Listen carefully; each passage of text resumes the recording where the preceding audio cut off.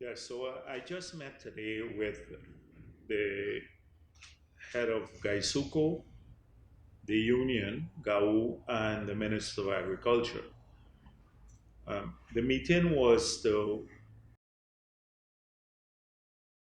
finalize some issues in GuySuCo that we've had, and also to confirm the salary increase for sugar workers, the wages and salary increase for sugar workers.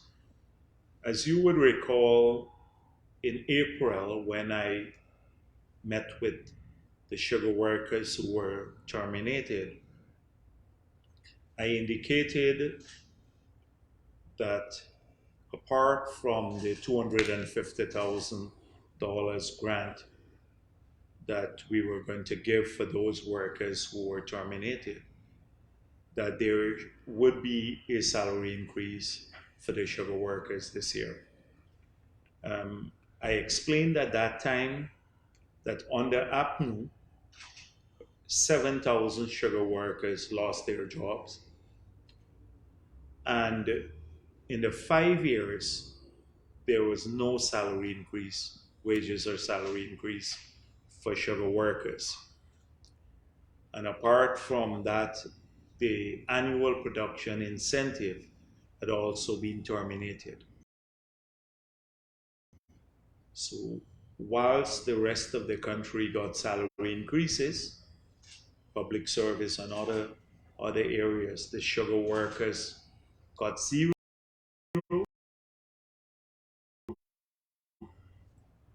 and in fact, many of them lost their job. So that the 250,000 grant was a way to alleviate some of the issues that they face.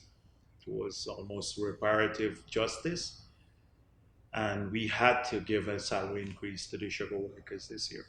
And I promised at that time that whatever the public servants got, the sugar workers would also get. And so we've decided that a 7% increase will also be awarded to the sugar workers. So this was the purpose of the meeting, to engage the management of GuySuCo and to tell the union that this is the decision of the government of Ghana. Can you speak to the other issues that you mentioned, aside from salary increases? Oh, okay. I informed the management and the union that early next year we would be engaging the company to strengthen the management of GuySuCo. Currently, we have several proposals, and because of other issues, pressing issues, we've not been able to review these proposals. Now we're in the middle of budget preparation at this point in time. And so, very early in the new year, we will return to that issue. That is, how do we strengthen management in GuySuCo? We also had early in the year a discussion about the different estates and how do we engage economic activities in these estates to return them to viability. And there are a diverse range of proposals for each of these estates. So I want to return in the new year to discussion on those proposals too. They also pointed out to me about the dire situation in GuySuCo, not on the financial side alone, but on the production side. As you know, Albion produces about 50% of our sugar, and we've lost almost 80% of the cane for the next crop because of flooding and excessive rainfall. So these are some of the other issues that we spoke of, but in main, today's meeting was to discuss the 7% that sugar workers would be awarded, and we're going to make every effort to ensure that they also receive this before the end of the year. How receptive would you say the union was to the decision to give a 7% increase? Well, unions um, tend to always want more, but this is a decision that we made. Mr. Jagdeo, can you speak to the engagement with small contractors? Okay, so today I also met with several small contractors in Georgetown. Um, I took the opportunity to talk about the planning that is taking place in government, but more particularly, they are development plans for Georgetown and how important it is that contractors be aware of the vision for the area in which they're providing services. So we have development plans for all 10 regions of our country and all the towns, and we expect that the contractors, particularly the small ones, would apprise themselves of these development plans and prepare themselves for the future opportunities. I also spoke about evolving opportunities in other areas and how these small contractors can grow by mergers and coming together and partnerships to benefit from the other opportunities, particularly in the oil and gas sector, um, that present itself huge will present huge opportunities for people as soon as the local content legislation is passed. So these were mainly people who provide services in Georgetown, but we hope that we can replicate that in other areas of the country and bring together the small contractors from those areas. Thank you. Thanks. So, Thank Vice you. President, if I Sure. could ask on the GuySuCo, you talked about returning the estate to viability. Uh, it's too soon to surely say, but when would you like to see GuySuCo returning to that place? Yeah, well, it depends on what activities you have.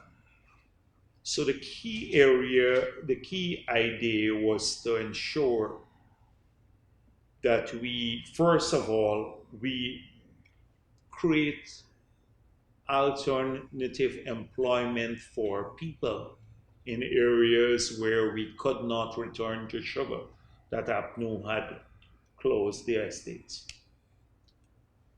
Right now, there is a plan at Wales, as I spoke about that when I met with the laid off employees of GuySuCo, that will generate thousands of jobs or plans for Wales development on the West Coast in Region 3. And we've already seen many of the people who were working in GuySuCo absorb into those activities, and there'll be new opportunities there. At Enmore, we're doing the same thing. We're working on a couple of industrial estates for the East Coast and a large development, private development that we're partnering with to absorb people who have lost employment on the East Coast. In Berbice, it's a bit harder, and we have had to return to sugar there because there are no other activities, and it's harder there to get investments into Berbice. So, timeline for viability on sugar is linked to how quickly we can decouple sugar from other activities. And so, going purely after sugar itself, it will be it would mean a longer term return to viability. If we can merge sugar with other economic activities on these estates, which we're trying to do, then we can achieve overall viability faster. That is return to break-even points and overall viability, which is what we're doing now. So there are several proposals we're looking at. On the 7% increase, can you say how many workers are set to benefit, or how many workers are in the employer? Well, it would be. I know it will cost upwards of $850 million. Vice President, can you speak to the $400 million set aside for COVID for frontline workers? Okay, so that is for the health sector. We have had proposals from the industry, but it seems as though we are going to have, if we approve those proposals, a lot of dissatisfaction. Because what has happened is that, from what I saw, is it's not for categories of workers alone. It is also for different skill type. So a porter in one area may be qualifying for as a frontline, but a porter in another hospital might not qualify. Some nurses who are on the front line may qualify, and others would not. And even some doctors. And we don't want to create dissatisfaction, but we wanted to give more allowances to people who are actually in the front line, because the others got a 7% increase. Yeah. And I think that is causing the hold up in the payout. So we've asked them to come up with some other proposals. We'll come up with some other proposals. But definitely, their workers are going to get the money. It's not like the money has disappeared or we have taken it back. The health sector workers will get the money, but we don't want to create dissatisfaction. And often it depends on the on the administrators deciding on who is going to get and who wouldn't get. And as soon as you pay out, we will be flooded with people saying, oh, we were discriminated against, or we are not on the list, like what happened in the period with the flood relief.